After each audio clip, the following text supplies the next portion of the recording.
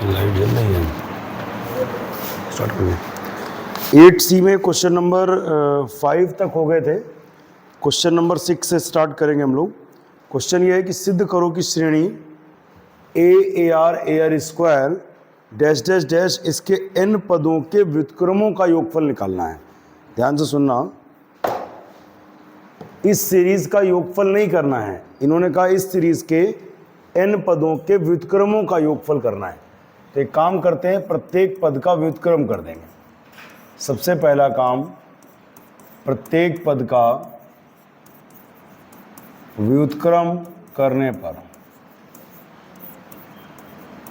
हर पद का व्युत्क्रम कर दो। व्युत्क्रम माने उल्टा। a का उल्टा कर दें तो 1/a, इसका उल्टा कर दें 1/ar, इसका उल्टा कर दें तो 1/ar स्क्वायर। इसमें जितने भी पद हैं सबका व्युत्क्रम कर दें, उल्टा कर दें। तो 1/a, 1/ar, 1/ar स्क्वायर। यहाँ ये नहीं लिखेंगे कि 1/n पदों तक। कई बच्चे ये लिख देते हैं 1/n पदों तक, जो कि गलत है। ये गलत लिखा हुआ है। क्या गलती है हम आपको बताएं। क्योंकि आपने पद पलट दिए तो पद की संख्या थोड़ी पलटी। जैसे यहाँ पर 3 पद थे, आपने इनको पलट दिया, अभी भी कितने पद हैं? 3 पद हैं। तो पद पलटने से पदों की संख्या में कोई बदलाव नहीं होता है। 3 पद थे, पलट दिए तो भी ये गिन लो 1 2 3 पद है। ऐसा थोड़ी कि ये 3 पद थे तो पलट दिए तो ये 1/3 पद हो गए, ऐसा नहीं है। तो यहाँ पर क्या लिखना पड़ेगा, आपने पद पलट दिए, n पद थे, पलट देंगे तब भी वो n पद ही रहेंगे। अच्छा जी, अब हमें इनका योगफल करना है। इसमें पहला पद जो है कैपिटल A मान लो। Capital A is 1/a। r कैसे निकलेगा? दूसरा बटे पहला, यानी 1/ar। वैसे तो पता चल रहा है 1/r है, लेकिन देख लो दूसरा बटे पहला करोगे तो a से a कट जाएगा, आ जाएगा 1/r। पहला पद ये है, सर्वानुपात ये है। n एक्चुअली n है, n बराबर n है। और करना इसमें यह है कि इसके n पदों तक का ही योगफल निकालना है। व्युत्क्रम हमने कर ही लिया है। तो फार्मूला होता है Sn बराबर a r की पावर n-1 बटे r-1। यहाँ ये पता नहीं है कि r का मान 1 से बड़ा है कि छोटा है, तो चाहे वो लगाओ r 1 से बड़ा वाला सूत्र, चाहे छोटा वाला। अब करना क्या है, इसमें कैपिटल A की वैल्यू पुट कर दो। क्या है? 1/a। कैपिटल A की वैल्यू पुट कर दीजिए 1/a। कैपिटल R की वैल्यू पुट कर दो 1/r पावर n-1। फिर कैपिटल R की वैल्यू पुट कर दो 1/r-1। इसमें 2 काम किए। सबसे पहले कैपिटल A को लिख दिया 1/a, कैपिटल R को लिख दिया 1/r पावर n 1/r-1। आगे क्या करना है, फिर इसके बाद में 1/a, 1 की पावर कुछ भी हो 1 होता है, अपॉन r की पावर n-1। बोलिए, समझ में आ रहा है? 1 की पावर कुछ भी लिखा हो 1 रहेगा बटे r की पावर n-1। यहाँ एलसीएम लेंगे तो 1 माइनस r इंटू 1r बटे में r। ध्यान से देखना, r इंटू 1r बटे में r। अब एलसीएम लेंगे 1/a, r की पावर n इंटू 1 r की पावर n। इसकी गुणा 1 से करा दो, r की पावर n बटे r की पावर n। नीचे वाली भिन्न बेटा पलट जाती है, 1 माइनस r बटे r, ये पलट गया तो r बटे 1 माइनस r। नीचे की भिन्न पलट जाती तो नीचे वाला ऊपर जाएगा, ये वाला यहाँ आ जाएगा।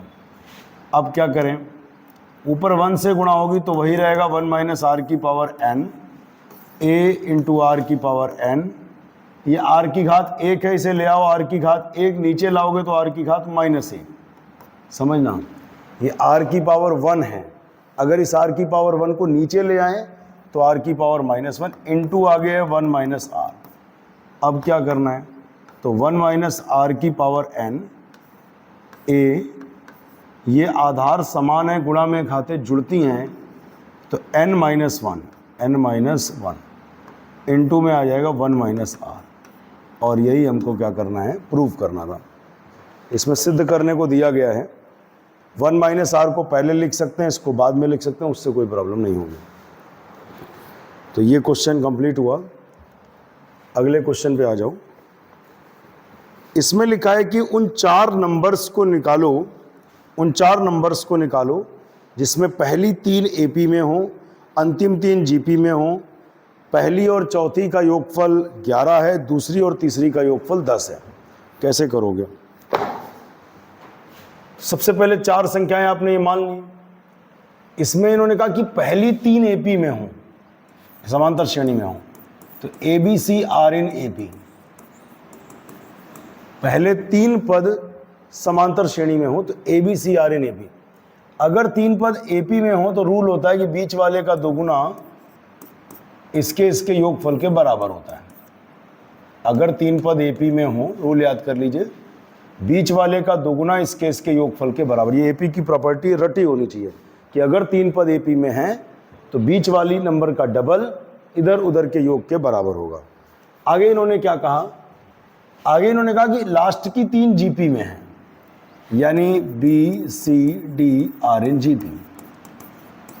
अच्छा, अगर 3 पद जीपी में हो तो बीच वाले पद का स्क्वायर, बीच वाले का स्क्वायर इधर उधर की गुणा के बराबर, बी डी के बराबर। इक्वेशन नंबर 2, बीच वाले का स्क्वायर इधर उधर की गुणा के बराबर। आगे पढ़िए क्या लिखा है। आगे इन्होंने कहा पहली और चौथी का योगफल 11 है, दूसरी और तीसरी का योगफल 10 है।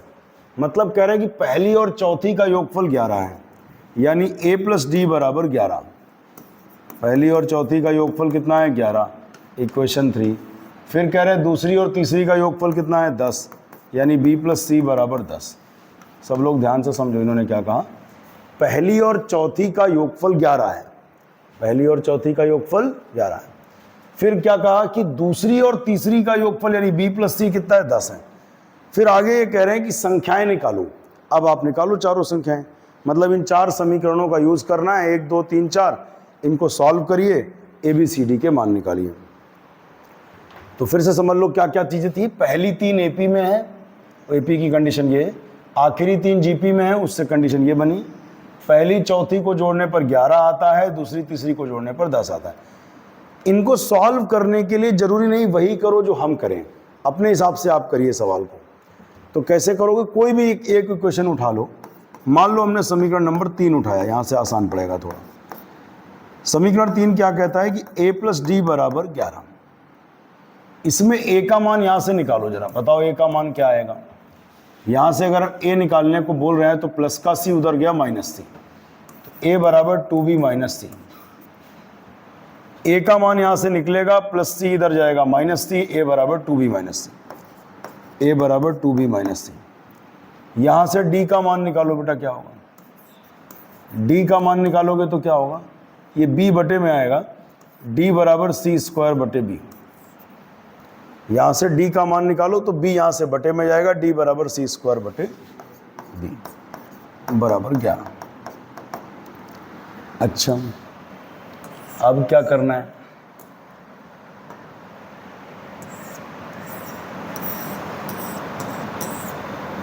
इसमें c की वैल्यू पुट कर दो। किसकी वैल्यू?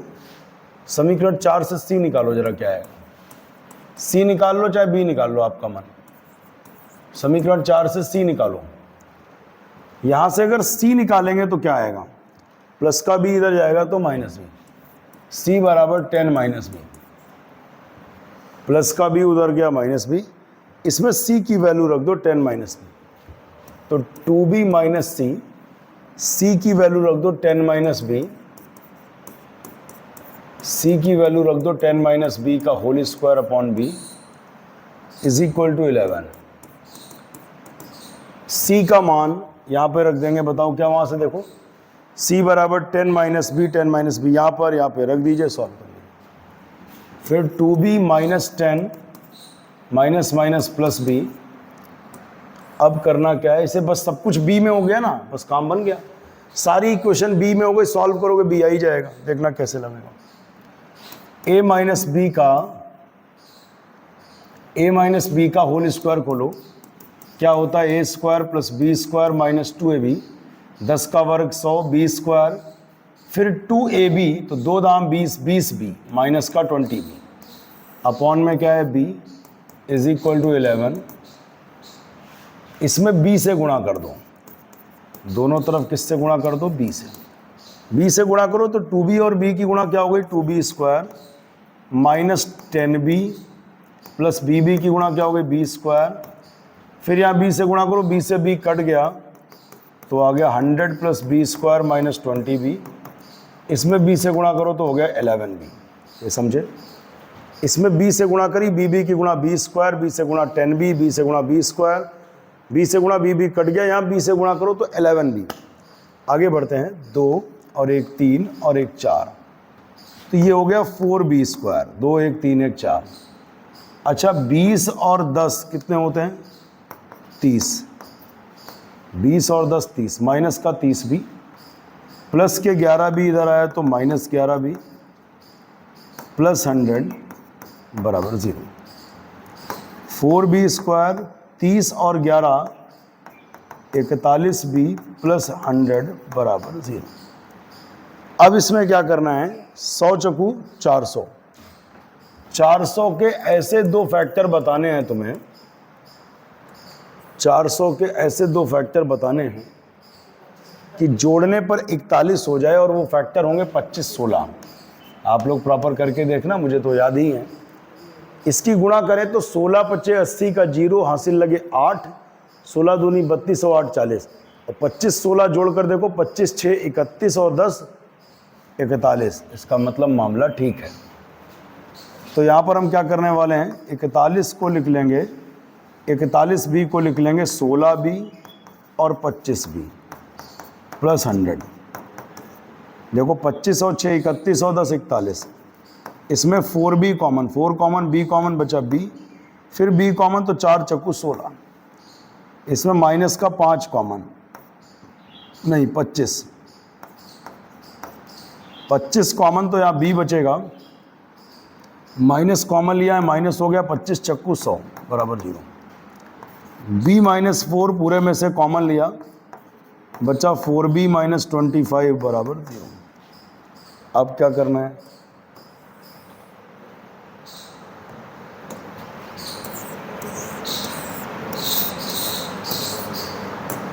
एक बार पहला factor is equal to 0, minus 4 उधर गया प्लस 4।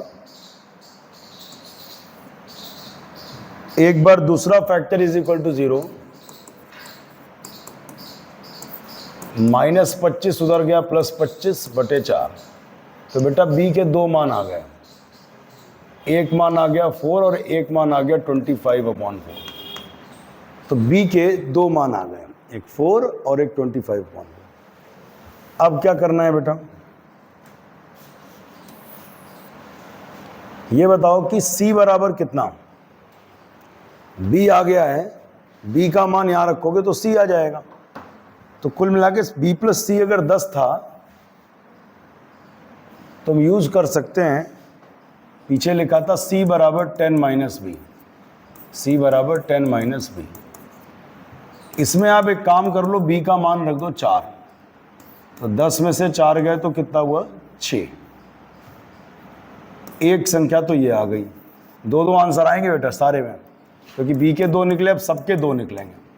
b का मान है 25/4, 10 चक्कू 40, 40 में से 25 घटाओ, 4 दाम 40, 40 में से 25 घटाओ तो कितना हुआ 15/4, 40 में से 25 घटाओ तो 15/4। अब क्या करना है बताइए जरा, b और c आ गया, अब हमें a निकालना है।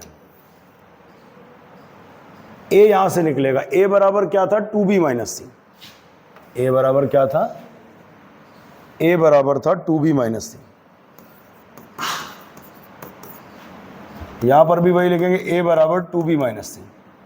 इसमें b और c की वैल्यू लगाओ, b की वैल्यू 4 और c की वैल्यू 6, 4 दूनी 8, 8 में से 6 गए 2, a बराबर 2 हो गया। यहां पर भी b और c का मान रखो, b का मान 25/4, c का मान 15/4,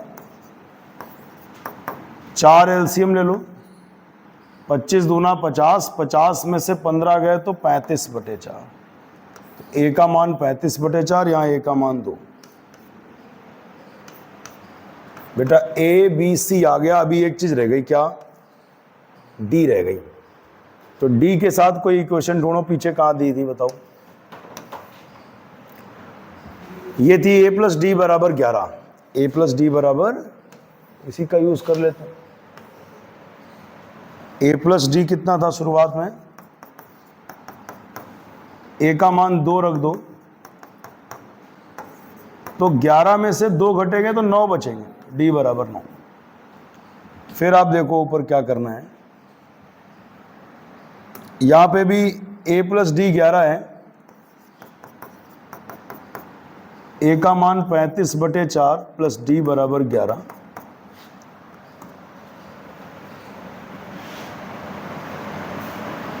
अब यहां से d बराबर कितना हो जाएगा?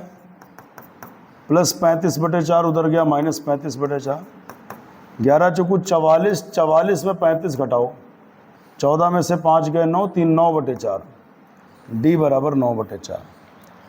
तो कुल मिला के जो नंबर्स आए हैं उनको अगर क्रमबद्ध तरीके से लिखें तो 2 आंसर होंगे बेटा। सबसे पहले a का मान लिखो 2, फिर b का मान 4, c का मान 6, d का मान 9। फिर a का मान 35/4, b का मान है 25/4, c का मान है 15/4 और d का मान है 9/4। ये दोनों आंसर हो गए। समझ में आ गया होगा सभी को। अगला क्वेश्चन देखिए क्या है,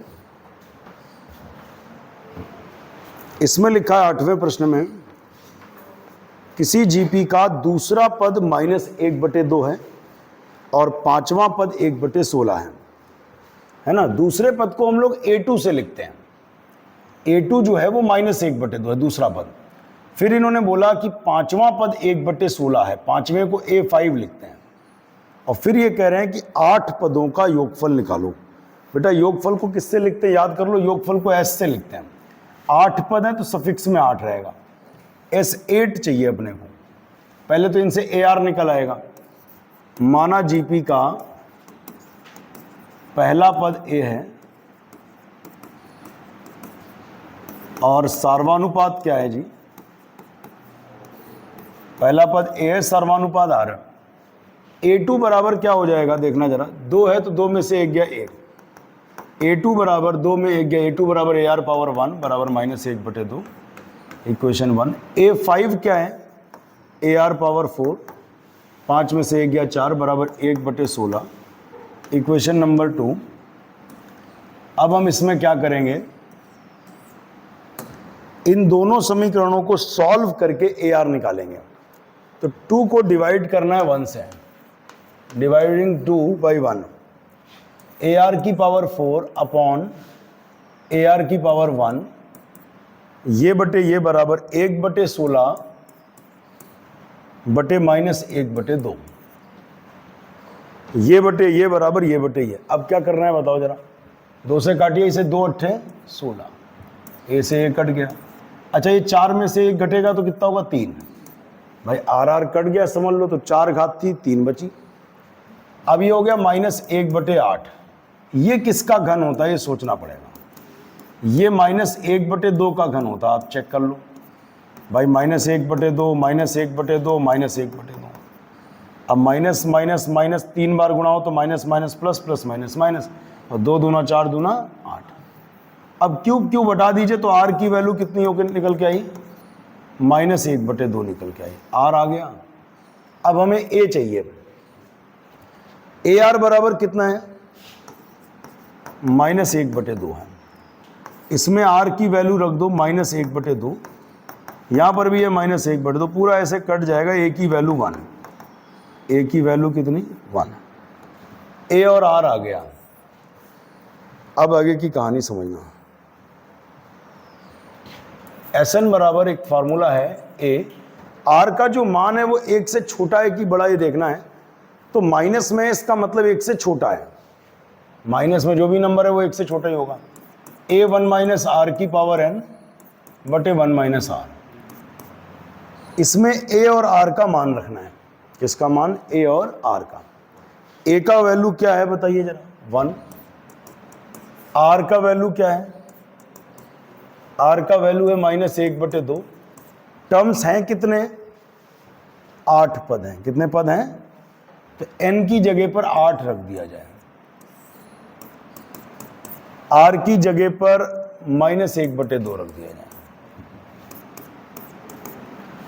अच्छा, माइनस के ऊपर अगर सम संख्या है, ये बात याद कर लो, माइनस के ऊपर सम संख्या है, रिजल्ट प्लस में ही देगा। -1 की पावर सम संख्या +1, 2 की घात 8 करोगे तो 256 होता है। 2 को 8 बार गुणा करना, 2 दूना 4 दूना 8 दूना 16 दूना 32 दूना 64 दूना 128 दूना 256। माइनस माइनस यहाँ प्लस हो जाएगा, तो 2 1 कम 2, 2 और 1 3/2, या 2 1 कम 2, माइनस माइनस +1/2। फिर 256 1 कम 256, 256 में 1 घटेगा तो 255/256। फिर 2 और 1 3/2, 255/256, 3/2 पलट जाएगा तो 2/3, 3 8 24, 1 25, 1 बचा 15, 3 बचे 15, 2 1 कम 2, 2 दूनी 4 1 5, 2 8 16। आंसर आया 85/128। यही आपका आंसर। इसके बाद अगला क्वेश्चन पढ़िए क्या कह रहे हैं। नवा क्वेश्चन ये है कि इसमें लिखा है किसी जीपी के पहले n पदों का योग, आगे पढ़िए, तथा n+1वें पद से 2nवें पद तक के योगफल का अनुपात दिया गया है। चलिए एक जीपी लिख लेते हैं 2nवें पद तक। पहला पद a1, फिर दूसरा पद a2, तीसरा पद a3, चौथा पद नहीं लिखो, a4 होगा, कहाँ तक लिखोगे? ये nवां पद हो गया, मान लो बीच में nवां पद an, उसके जस्ट आगे n+1वां पद, फिर उसके जस्ट आगे n+2वां पद, और बढ़ते बढ़ते लास्ट में 2nवां पद। तो क्वेश्चन ये कह रहा है कि किसी जीपी के पहले पद से nवें पद तक का योगफल और n+1वें पद से 2nवें पद तक का योगफल का अनुपात चाहिए। एक बार फिर से पूरा क्वेश्चन की लैंग्वेज में रीड करते हैं, ध्यान से समझना जरा क्वेश्चन, ये अच्छा क्वेश्चन है। एक जीपी के पहले n पदों का योग, पहले n पद का मतलब क्या होता है? a1 से लेकर के an तक। जीपी के पहले n पद तो यही हो जाएंगे। फिर आगे कह रहे हैं ये कि n+1वें पद से, ध्यान देना बेटा, n+1वां पद तो वो होगा जो nवें पद के बाद आएगा, है ना? तो n+1वें पद से 2nवें पद तक के योगफल का अनुपात चाहिए। तो हम क्या करने वाले हैं, पहले इसका योगफल करेंगे, फिर इसका योगफल करेंगे, फिर दोनों को भाग कर देंगे। चलो भाई शुरू करते हैं। एक काम कर लो, इसमें ये मान लो कि माना जीपी का पहला पद a है, पहला पद है नहीं ये वाला a1, और सर्वानुपात r है। एक बात तुम्हें पहले से पता होगी कि पूरी सीरीज में r कभी नहीं चेंज होता। जैसे r का जो मान यहां पर है वही वहां पर, जैसे ऐसे सीरीज लिख देते हैं, 2 दूनी 4 दूनी 8 दूनी 16 दूनी 32 दूना 64 दूना। आप बताओ शुरू के 3 पद में जो r है वो अगले 3 पद में भी r है। a बदल गया, इन 3 पदों का योग करना हो तो पहला पद 2 है, इन 3 पदों का योगफल करना हो तो पहला पद 16 है। मतलब पहला पद डिपेंड करेगा हम स्टार्ट कहां से कर रहे हैं, बट r की वैल्यू नहीं चेंज होती। यहां भी r की वैल्यू वही है 4/2 यानी 2, और यहां भी r की वैल्यू 32/16 मतलब 2। पूरी अगर सीरीज 1 है तो उसमें r का मान कभी भी चेंज नहीं होगा। लेकिन इन n पदों के योगफल में पहला पद ये यूज किया जाएगा, और इन पद n+1वें पद से 2nवें पद के योगफल में पहला पद ये नहीं होगा, अब पहला पद ये होगा। पहला पद तो डिपेंड इस बात पे करता है ना कि हम शुरुआत कहां से कर रहे हैं। अब क्या करना है, इसके आगे की कहानी समझ लीजिए। एक चीज और सोचनी पड़ेगी कि ये पद हैं कितने, जो बाद में टर्म्स बचे यहां से यहां तक वो कितने पद हैं। तो जवाब है n पद हैं, क्योंकि टोटल 2n पद है। यहां से लेकर यहां तक कितने पद हैं? 2n पद। 2n में n हटा दो, बचे कितने? n। सीधी सी बात है यहाँ से लेकर यहाँ तक कितने पद हैं 2n, और अगर उसमें से पहले n पद हम हटा दें तो बचे कितने n, यानी इधर भी ये n पद हैं और इधर भी ये n पद है। तो हमें इनका योगफल करना है, इनका योगफल करना है और उनका अनुपात चाहिए। तो a1 plus a2 plus a3 plus dash an, पहले n पदों का योग, फिर आगे कह रहे हैं n प्लस 1वें पद से 2nवें पद तक का योग। n प्लस 1वां पद यानी an plus 1 plus an plus 2 से लेकर के 2nवें पद तक का योग, मतलब इसका योग उसका योग, फिर इसमें अनुपात करना है, फिर इसमें क्या करना है अनुपात। ये भी n पद है, ये भी n पद है। अच्छा सूत्र क्या होता है, r का मान चाहे 1 से बड़ा मान लो चाहे छोटा, ये सूत्र होता है बेटा। इसमें a का मान क्या है a1 है, एक इसको जोड़ने के लिए पहला पद a नहीं है, क्या है a1, हालांकि a1 का मान a मान रखा तुमने, बाद में लिख लेंगे। सर्वानुपात क्या है r है, r की घात n माइनस 1, और टर्म्स भी कितने हैं n टर्म्स हैं, n की जगह n रहेगा, सर्वानुपात r1 रखा r माइनस 1। फिर इसमें फार्मूला यही लगेगा, लेकिन पहला पद उसमें a1 था, इसमें a n प्लस 1 है। पहला पद क्या है a नहीं है, क्या है a n प्लस 1, पहला पद चेंज हो गया। इसका पहला पद है a n प्लस 1, गुणा किससे चल रही है r से, तो सर्वानुपात r है, टर्म्स कितने हैं n टर्म्स हैं, r की घात n माइनस 1 बटे r माइनस 1। ये टर्म्स यहाँ से कैंसिल, ये टर्म यहाँ से कैंसिल। a1 माने होता है पहला पद a हो गया। इसको निकालने का एक फार्मूला तुमने पढ़ा होगा, हम लिख देते हैं यहाँ पर कौन सा होता है फार्मूला। टर्म नंबर निकालने का फार्मूला होता है an बराबर ar की पावर n माइनस 1। इसी फार्मूले से तो करते थे कि एक कम हो जाता, जब 10 है तो 9 हो जाता था, 15 है तो 14 हो जाता था। तो an प्लस 1 क्या होगा, इसी सूत्र में n की जगह पर ar की पावर n माइनस 1, n नहीं है, n प्लस 1 माइनस 1, इस फार्मूले में ही n की जगह पर n प्लस 1 डाल दो, 1 1 कैंसिल, a कैंसिल, आंसर आया 1/r की पावर n। और यही बेटा हमको प्रूफ करना है, एक बार चेक कर लीजिए कि इसका जो अनुपात है वो क्या होगा, 1/r की पावर n होगा। अगला क्वेश्चन देख लेते हैं क्या है, 10वां। ये कह रहे हैं मान ज्ञात कीजिए sigma k is equal to 1 to 11 2 + 3 to the power k। ये कह रहे हैं इसका वैल्यू निकालना है। कैसे निकालोगे वैल्यू, पहले सिग्मा का मतलब समझो कैसे खुलेगा। सिग्मा लगाते हैं किसी सीरीज के योगफल के लिए, सिग्मा का मतलब इस सीरीज का योगफल करना है, और कैसे योगफल करना हम आपको बताते हैं। यही टर्म लिखते जाना है, k का मान 1 से 11 तक पुट करना है, k का मान 1 से 11 तक पुट करना है। सबसे पहले k का मान इसमें 1 रखना है, 2 + 3 की पावर 1, फिर k का मान इसमें 2 रखना है, 2 + 3 की पावर 2, फिर k का मान इसमें 3 रखना है, 2 + 3 की power 3 plus dash dash dash dash dash, फिर k का मान इसमें 11 रखना है, 2 + 3 की पावर 11। बहुत ध्यान से एक बार फिर सुनो, यही टर्म बार बार लिखना है, k का मान 1 से 11 तक पुट करना है। सबसे पहले k का मान 1 रखना है, फिर 2 रखना है, फिर 3 रखना है, 4 रखना है, बढ़ते बढ़ते लास्ट में 11 रखना है। ये टर्म है कितने, तो जवाब आएगा 11 टर्म्स है। कितने टर्म्स हैं, ये पहला, ये दूसरा, ये तीसरा, ये 11वां, 11 पद है। सभी ब्रैकेट का पहला पहला पहला और पहला पद एक साथ कर लो, यानी ये हो जाएगा 2 + 2 + 2 + 2 कितने पदों तक, जवाब आएगा कितने पदों तक, 11 पदों तक। फिर दूसरा एक साथ कर लो, 3 की पावर 1 + 3 की पावर 2 + 3 की पावर 3 डैश 3 की पावर 11। पहले सिग्मा खोला, पहला पहला एक पास, दूसरा एक पास। अच्छा 2 2 2 अगर 11 बार जोड़ेंगे तो जाहिर सी बात है 22 हो जाएगा। जोड़ने की क्या जरूरत है, 2 को 11 से गुणा कर दो, इसीलिए तो तुमने गुणा पढ़ी थी। 2 को 11 बार जोड़ना है तो 2 × 11 कर दो यानी 22। 3 बार जोड़ना होता तो 2 × 3 कर देते यानी 6, और चाहे जोड़ के देख लो बेटा जैसा मन करे।